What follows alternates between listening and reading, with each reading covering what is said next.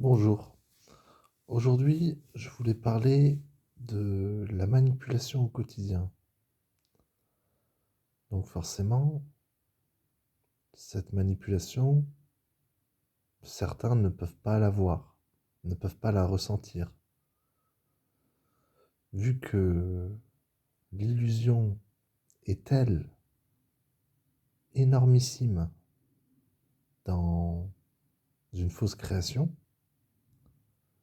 Nous-mêmes incarnés, nous avons nos sens, le toucher, l'odorat, l'ouïe, le goût, la vue. Nous avons toutes ces capacités en nous et d'autres personnes ont des capacités extrasensorielles dites médiumniques que nous pouvons tous travailler sur nous-mêmes sans utiliser le mot travail parce que le mot travail est instrument de torture. Bon, chacun voit sa propre réalité consensuelle selon ses perceptions et selon ses croyances. Chaque être humain incarné dans une réalité comme ce monde auquel nous pouvons communiquer télépathiquement, malheureusement, les gens sont trop pris dans une certaine forme de routine qui les amène à se désensibiliser en fait du réel, de la véritable notion de vie que nous vivons.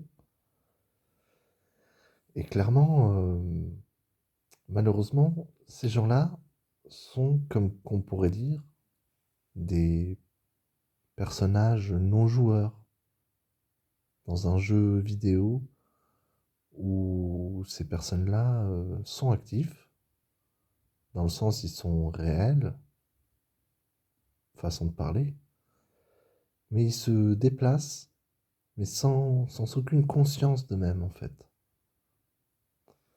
Et c'est ce qu'on retrouve dans la plupart des personnalités des gens, donc leur ego. Leur ego est tellement préfabriqué en eux-mêmes que la plupart des gens se donnent une certaine personnalité en fait. Ils se donnent un certain style pour se sentir exister. Et finalement, quand on creuse un peu le fond de l'humanité de cette personne, de ce genre de personne, on se rend compte que c'est des gens complètement déshumanisés.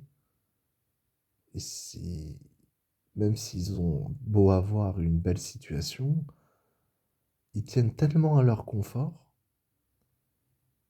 qu'ils ne peuvent entrevoir une certaine expansion de leur conscience, sachant que nous ne sommes pas seuls dans l'univers, sur cette terre, et même pour certains, manipulés par des entités non humaines, non organiques, inorganiques et sans âme, mais dotés d'une conscience quand même, inorganique, je précise, parasitaires, peuvent littéralement se faire pardon, vampiriser ou bien interférer dans leur conscience. Et ces gens-là, malheureusement, la plupart, hein, nous-mêmes, nous tous, en fait, on est finalement nous tous concernés. Parce que la plupart des êtres humains n'agissent pas en conscience, en fait, ne pensent se libérer, en fait, par le biais de l'au-delà en tant que, en tant que âme, donc âme et conscience, pour pouvoir après s'exfiltrer de la matrice. Mais il y a tout un travail à faire ici pour que nous-mêmes, par le biais du consentement, nous ne venions pas nous réincarner ici. Parce que oui, la plupart des âmes sont bloquées en fait dans une certaine dimension. dans une dimension parallèle auquel nous sommes actuellement incarnés. Mais vu que la conscience, en fait, est incarnée ici et comme un programme, en fait, on est entouré de programmes. Et ces programmes-là, depuis la naissance, visent à créer une croyance, à matérialiser une croyance, à matérialiser aussi bien un paradis virtuel comme un enfer virtuel. Sachant que l'âme étant éternelle, si l'âme est trop dégradée par le biais de timeline, donc de lignes de temps auxquelles nous sommes dans des lignes temporelles incarnées, en fait, peut littéralement s'éteindre. Parce que il y a tellement de témoignages de NDE, de EMI, qu'on appelle expérience de mort imminente, auxquels beaucoup de chercheurs travaillent sur ça. On peut penser notamment au travail d'un neurochirurgien, Eben Alexander, qui a écrit La preuve du paradis.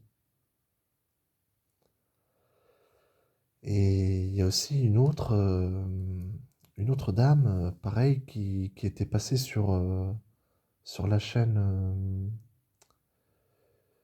d'une radio, oh, j'ai plus le nom, une radio, une radio où il y avait plein d'intervenants d'ailleurs qui parlaient du voyage astral.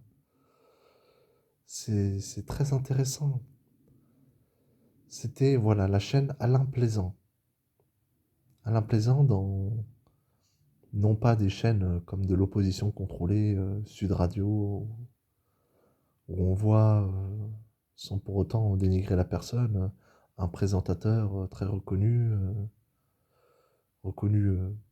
pour son travail,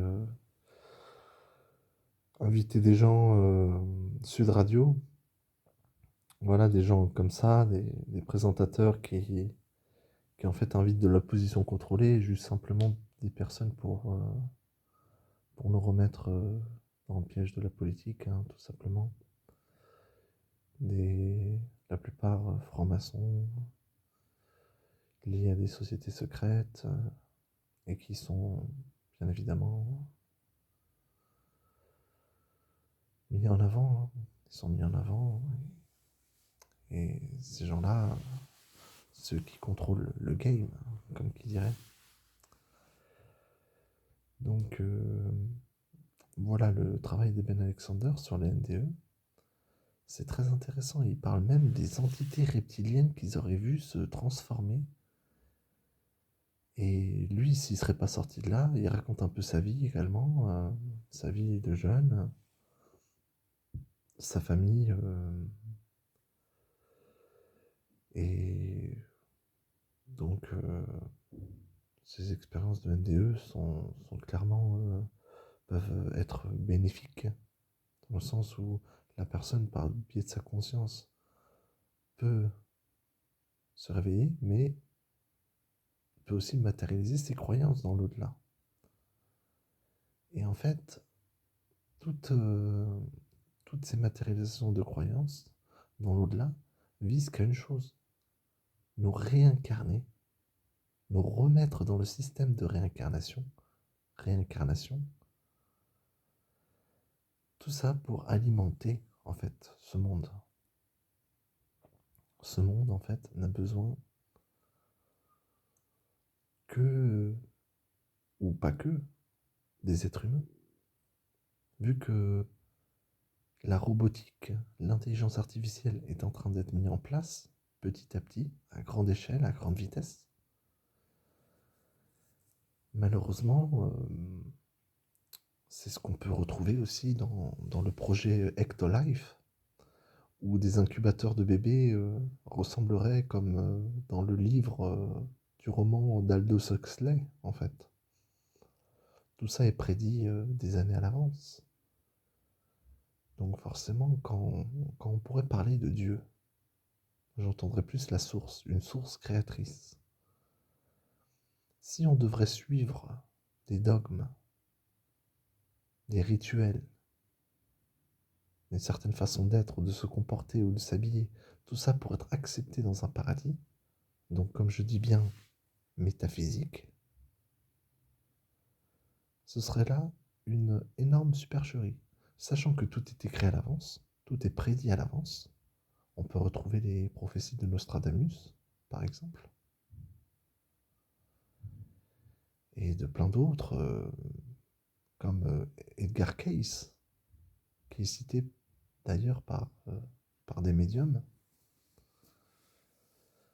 beaucoup de médiums d'ailleurs. Et donc, et c'est des prophéties en fait. Tout ça, c'est prédit à l'avance. Et qui nous dit pas que une entité peut littéralement influer télépathiquement une personne pour lui transmettre des idées, pour que ce plan soit réalisé. C'est aussi une très bonne, très forte probabilité. Sachant que ces entités se font passer pour ce qu'elles ne sont pas, des Pléiadiens, des commandants Ashtar, la Confédération Galactique, voilà, tout ce qui est du New Age en fait, qui en fait assemble un maximum de croyances, de rituels, et qui sont en fait des entités non humaines. Et nous avons aussi ces gènes-là en nous. Nous avons ces gènes qui font partie de nous, évidemment. Vu que nous avons été hybridés, en fait, génétiquement modifiés. Ça, on peut retrouver ça sur des vestiges comme l'Atlantide, des vestiges en Irak, dans l'ancienne Sumer. Il y a beaucoup de, de vestiges, oui, d'archéologie qui parlent de ces, de ces écritures cunéiformes qui racontent la jeunesse de l'être humain, qu'on peut retrouver également dans le Enuma Elish, la jeunesse babylonienne, le livre d'Enoch. On peut retrouver tout, tout, même en Amérique du Sud, en Équateur, où clairement le père Crespi, en fait, avec quelqu'un d'autre qui l'ont assassiné, bien entendu, ils lui ont tout volé, ils ont tout incendié, ils ont tout effacé, et ça a été cité par quelqu'un comme Eric Van Daniken, qui, lui, pareil, a écrit des livres là-dessus et parle de ces faux dieux. Ces faux dieux qu'on peut retrouver également dans le Mahabharata, qui est clairement, qui décrit un peu la Genèse. Je parle pas forcément des livres comme la religion, le Deutéronome, le Pentateuque, Lévitique. Non, il y a beaucoup plus à creuser en fait, parce que eux-mêmes ils écrivent en fait, c'est des faux dieux en fait. Et malheureusement, il, il y a certaines religions polythéistes et il y en a d'autres monothéistes. En fait, ils ont tout rassemblé pour en faire qu'un seul dieu, qui serait, selon Anton Parks, que ce soit le généticien Enki, que ce soit Enlil, il s'appelle beaucoup de noms, Baphomet, Ra, Amon, Baal. C'est plusieurs noms en fait qui regroupent plusieurs entités, comme en Égypte qu'on peut retrouver Toutankhamon, donc toute Ankh, la clé d'Ankh, leur croix, et Amon, donc Amon-Ra. En fait, on peut retrouver plusieurs, plusieurs différentes déités qui sont les mêmes en fait. Vénus, Inanna, Ishtar, Isis, voilà. Et comme nous sommes dans différentes lignes de temps, nous pouvons comprendre et entreprendre que nous vivons une réalité modifiée par ces entités. Une réalité qui est d'autant plus illusoire, parce que si l'on comprend ces généticiens, ces entités non humaines qui ont créé l'être humain, eux, ils peuvent se permettre, à l'heure actuelle, ce qu'ils veulent. Ils peuvent modifier l'être humain génétiquement par le biais de tout un protocole de médication, stériliser, assassiner ceux qui n'ont plus besoin, ceux qui servent en fait un système pour travailler, vieillir, souffrir, mourir, se réincarner encore, ne pas avoir sa conscience. Voilà. Et ces mêmes âmes qu'on peut retrouver, comme je dis, dans le projet Ectolife, en fait, ces incubateurs seraient donc, en fait, leurrés à être ici encore, dans cette fausse réalité ou une autre. Parce qu'il y a une multitude de dimensions, des milliards et des milliards d'expansions de fausses créations, comme celle-ci. On peut se réincarner aussi bien dans le passé, aussi bien dans le futur, aussi bien dans le présent, aussi bien dans une autre dimension, aussi bien dans une autre réalité ou dans la même famille, dans une autre famille. Il y a les probabilités sont larges. Il y a tellement de... On est infini. Toutes les âmes incarnées sont conscience. Tout est conscience, même des grilles, des insectoïdes, des mantides, des grands blonds, et tout ça est conscience en fait. Et on pourrait se générer en fait par le biais de sources plusieurs fausses créations. Ces mêmes sources sont même des sources obscures, hein, parce que d'où proviennent ces entités, comme certains diraient, démoniaques, c'est, voilà, non humaine, inorganique, j'appelle ça, c'est clairement des sources obscures. Donc il y aurait, pour simplifier, plusieurs sources qui créent.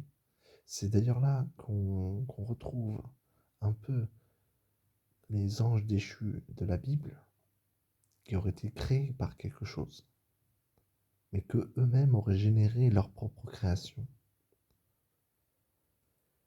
Donc clairement, ces cages holographiques dont nous faisons partie, ces cages holographiques ont qu'un but, c'est de nous générer euh, une émotion négative pour déjà nous vampiriser au niveau astral, sans pour autant que ces êtres s'incarnent ici, parce que pour le vivre cette réalité physique tridimensionnelle, nous devons nous incarner.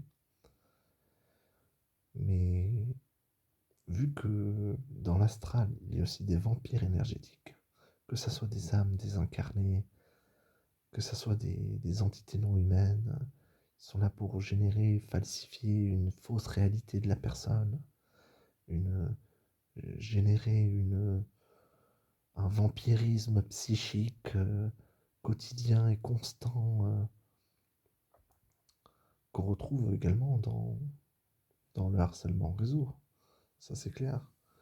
Parce que ces personnes-là, ils utilisent des, des armes électroniques, électromagnétiques, pardon, euh, qui visent à détruire un individu, le pousser au suicide, donc pour que ça devienne une âme errante, qu'il n'ait pas fini son contrat d'âme.